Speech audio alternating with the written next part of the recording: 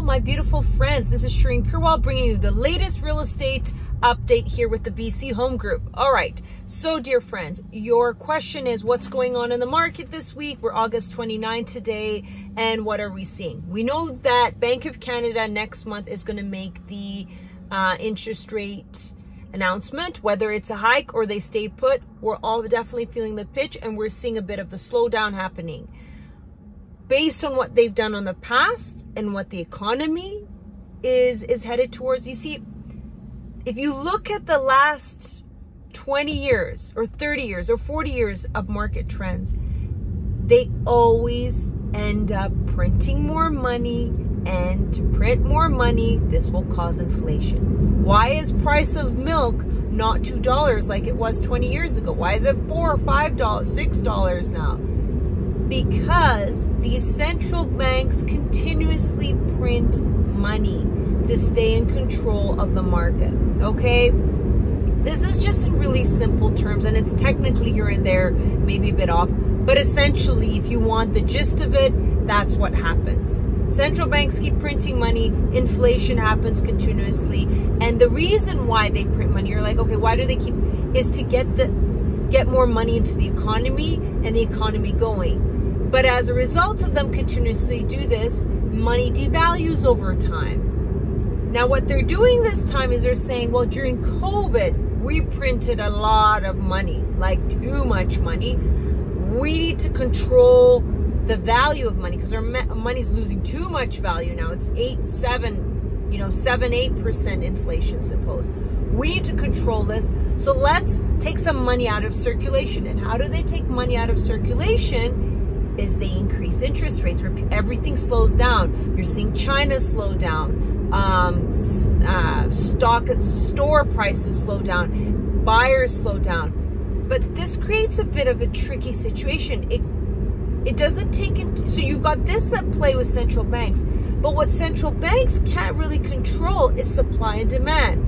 You can manipulate interest rates all you want, but if demand is there, prices will still stay high, inflation will still stay high.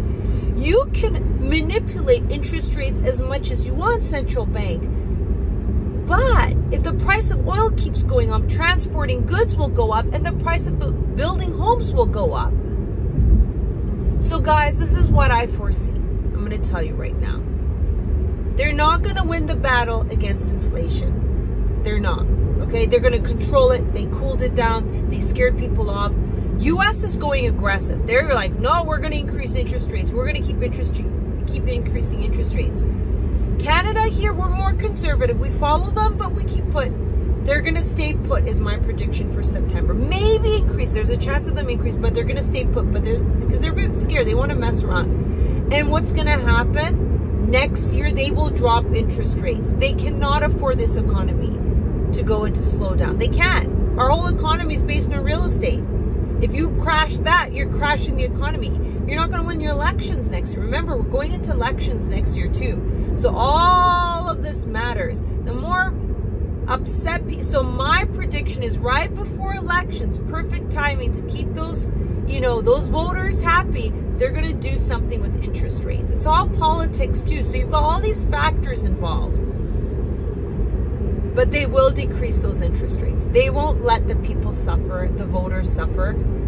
And they're going to and what that's going to do is it's going to make our housing situation worse because we have a supply issue and you just made it cheaper again for people to buy.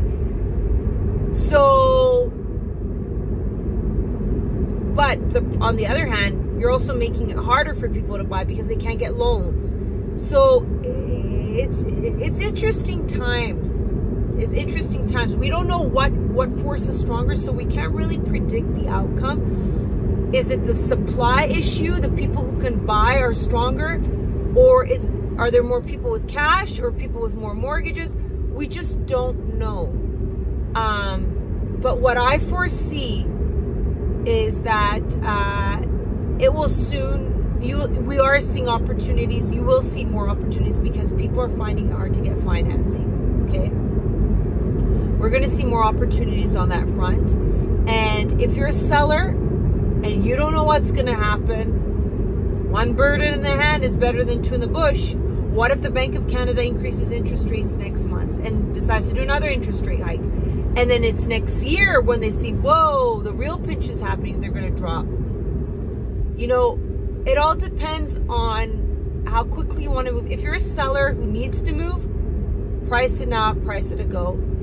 If you're a seller who can wait, let's see the next 2-3 years what's going to happen. If you're a buyer, you're already going to see opportunities now. We're already seeing some opportunities happen right now because we're pricing in, and you don't know how motivated some sellers may be right now. So, you know, jump on that bandwagon and see you've got negotiating room. But the moment they drop that interest rate, we're going to see those multiple offers again start happening. I'm telling you guys, the demand is too high there. So while you have this window right now here where you've got buyers on the sideline who can't get financing, you're seeing opportunities. As a buyer, I would leverage that if I know I've got the financing in place to grab those opportunities, because the moment they drop those interest rates next year, mark my words, those on the sidelines are all jumping back in. Again, no one has a crystal ball, but this is what I foresee based on past patterns, based on Bank of Canada, based on psychology of economics. You know, you just run the scenarios through your head and you say, if this happens, this is the outcome, and if that happens, this is the outcome. So basically, if the Bank of Canada keeps increasing interest rates, buyers are going to see more and more opportunity. This is what's going to happen.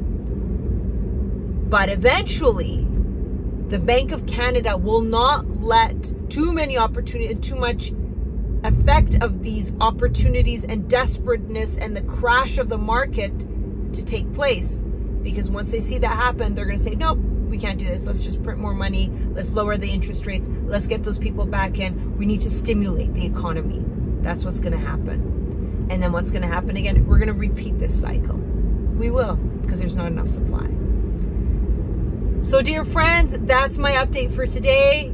If you're a seller, price, and you need to sell, price it to go. If you're a buyer, get in, because there's a window now where you can find opportunities.